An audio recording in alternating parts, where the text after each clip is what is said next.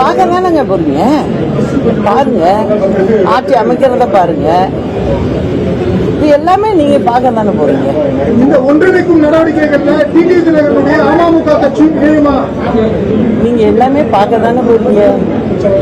நான் சொல்லுவது அனைத்து இந்திய அண்ணா திராவிட முன்னேற்ற கழகத்திலிருந்து 4 இடத்துல பிரிஞ்சு இருக்கலாம். எல்லாரும் ஒன்னாதான் செயல்படும். உங்களுக்கு அம்மா ஒரு முடிவெடுத்து தெரியும். உங்களுக்கு திரும்ப சசிகலாவும் சரி, சசிகலா சார்ந்த குடும்பத்தையும் சரி, கட்சிக்கும் அவங்களுக்கு எந்த சம்பந்தம் சொல்லி முழுமையா ஓஎஸ்காரனை விட்டு, அதாவது டீசெண்டா சொல்லணும்னா வெளியேற்றப்பட்டான்னு சொல்லலாம், உங்க பாணியில் சொல்லலாம் விரட்டி அடிக்கப்பட்டான்னு சொல்லலாம். சரிதானா? 2 விஷயம்.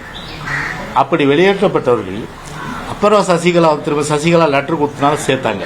அவங்களை ஒருத்தர் தான் சேர்த்தாங்க, அது இல்லையா?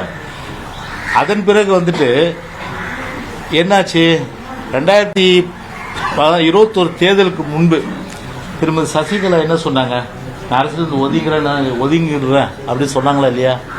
ஒதுங்கிறேன்னு சொன்னா இல்லையா? எனக்கு அரசியலுக்கும் சம்பந்தம் கிடையாது.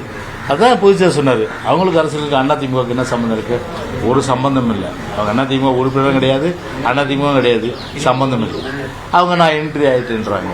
உங்களுக்கு தான் எக்ஸிட் கொடுத்தாச்சே, அப்புறம் எப்படி என்ட்ரி ஆக முடியும்?